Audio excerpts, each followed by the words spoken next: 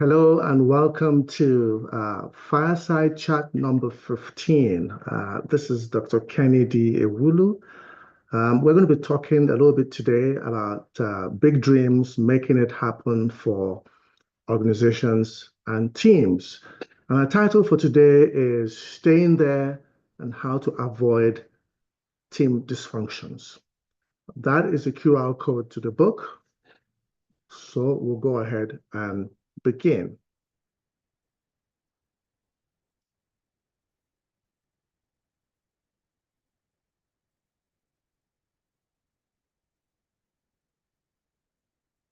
So, welcome to our Fireside Chat today. In our Fireside Chat series, we're going to be looking at staying there, how to avoid uh, team dysfunctions. As I said, I'm Dr. KD Ewulu, executive coach and author of that leadership book we're going to be looking at today, which is titled Big Dreams, Making It Happen for Organizations and Teams. So thanks so much for joining me for this 15-minute chat. And if you're not able to join us live, that's fine. You can watch the replay of the presentation at a more convenient time on LinkedIn, YouTube, or Facebook. So today, and over the next two broadcasts, we're going to be exploring the powerful paradox and enigma known as team dynamics. We're going to be reviewing definitions and meanings for today, the mindset to expect them as integral parts of the team building and cohesion process. And of course, some do's and don'ts that are going to enable us to leverage our understanding of team dysfunctions to improve our teamwork. So let's go ahead and begin. Team dysfunctions occur when people from varying backgrounds are brought together to work as a group. Team dysfunctions are inevitable because of team members' differences in upbringing, in race, in ethnicity, in educational accomplishments, in gender, in social exposure, just to mention a few. According to globally acclaimed author and team dynamics expert, Patrick Lencioni, in 2002, he posits that team dysfunctions can be classified into 5 categories. And these categories are, I'm going to enumerate them before we take them one at a time to briefly explain what they mean. The first dysfunction of teams is called absence of trust. Number 2 is called fear of conflict. Number 3 is lack of commitment. Number 4 is avoidance of accountability. And of course, number 5 is inattention to results. But before I define them, I want to share one of my favorite quotes with you. And that is a quote from Michael Jordan. We all know who Michael Jordan is, okay? According to him, talent wins games, but teamwork wins championships. You can achieve so much more when each member of a team know their roles, they utilize their skills, and most importantly, they support the effort of other team members. So now let's briefly define team dysfunctions, okay? Number 1, absence of trust. This is the lack of confidence amongst team members that the intentions of their peers are honorable, that they don't have to be careful around the group, and that they can be comfortably vulnerable with each other.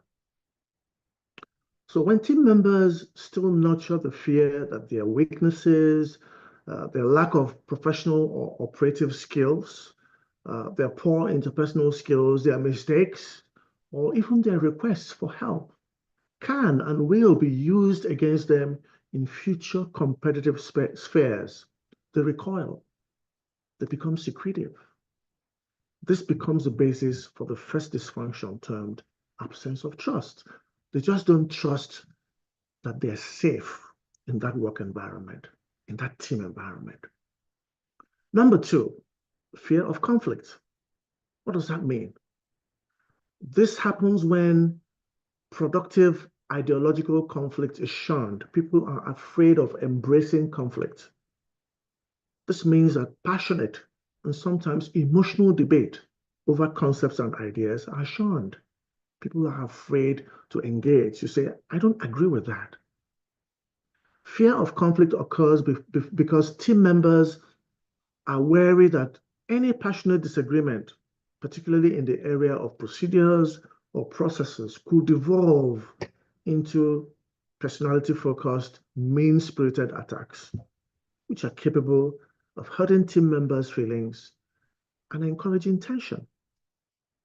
On the surface, therefore, relationships seem normal, but underneath the surface, discontent is simmering due to those undebated and unresolved issues. Number 3, dysfunction, is called lack of commitment.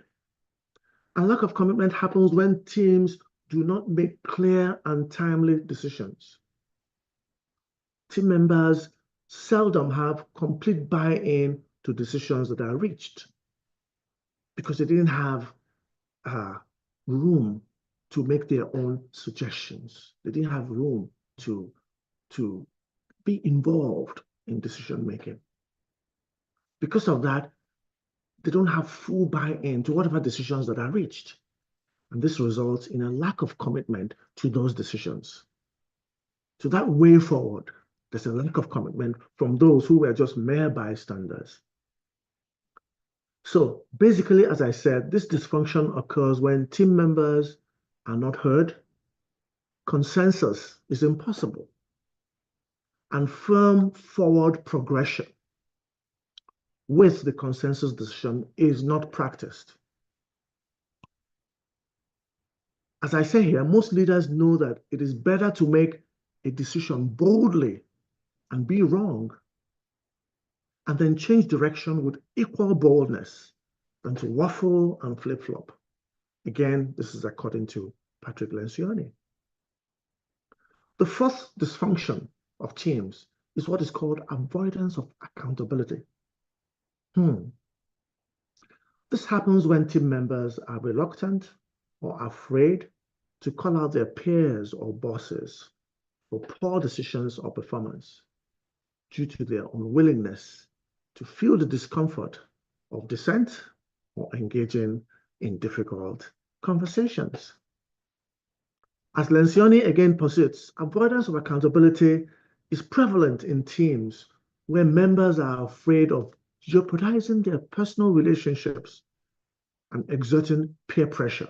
They're afraid of jeopardizing those relationships. They're afraid of exerting peer pressure, pressure amongst equals, thereby causing those existing relationships to further deteriorate due to lowered performance. When people are not accountable to each other, it's obvious that nobody's going to tell the other, you're not doing well, buck up. Okay, and because of that, productivity is going to reduce. That is a major dysfunction of teams, avoidance of accountability. Finally, we look at the fifth one, what is called inattention to results. I love this. When team members disengage from the primary aim of most flourishing organizations, which is outcome-based performance, and instead, they focus on attaining secondary gains, such as team status and individual status. This dysfunction is termed inattention to results. According to Lencioni, it's worth noting here that outcome-based performance does lead to financial profits and professional esteem. Correct. However, we must also know that these are critical ingredients for teams to have pride in their work and to be motivated to excel. Focus should therefore remain on these and must not be allowed to shift to personal gains and team membership status. At the end of proceedings, our bosses, our stakeholders are only interested, my friends, in outcomes and not narratives. So it's important that we pay attention to results. So, in conclusion, if we can eliminate or no, reduce, because it's nearly impossible to eliminate the occurrence of these 5 dysfunctions. If we can reduce occurrence of these 5 dysfunctions, there will be more cohesion. There will be more geometrically improved productivity. and there'll be more team member retention within our work environments. So let's make that effort today. All right? Let's make that effort today.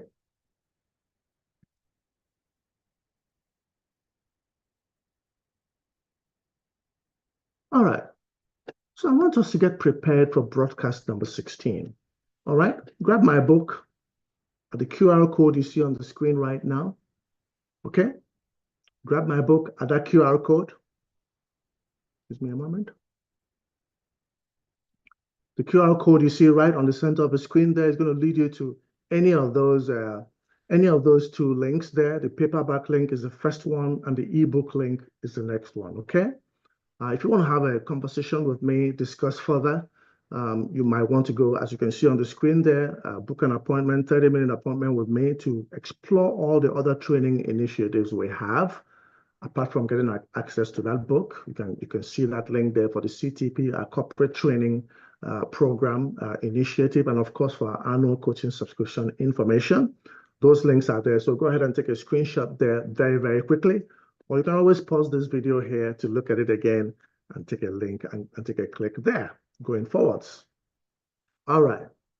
So having said that, let me just go ahead and close. I'm going to be inviting you to join me in 2 weeks' time on this same platform as we continue our review of my leadership book, Big Dreams, Making It Happen for Organizations and Teams. Now, in our 16th broadcast entitled Leveraging Team Dysfunctions for Optimized Performance, we're going to learn the do's and don'ts of team dysfunctions since we didn't get to them today, okay? We're going to learn how to utilize them to improve team cohesion, trust, and ultimately, team performance. You can also connect with me on LinkedIn to receive notifications about these fireside chats. We have a few more chats scheduled every other Monday until sometime in December 2024, when we must have completed the precepts outlined in our book, Big Dreams, Making It Happen for Organizations and Teams. For access to these past fireside chats, subscribe to my YouTube channel at youtube.com/@KDE Leadership 965. Let me say that again, youtube.com/@KDE Leadership 965. Having said that, I want to wish you a focused, successful, and satisfying 2 weeks. And see you at our 16th broadcast on Monday, November 25th, exactly 2 weeks from now, 2024 at 8:30 p.m. Eastern. This is Dr. KD Ewulu. I'm asking that you take these definitions of team dysfunctions to heart so your teams can perform better in unity and in harmony. Cheers and take care. And bye for now.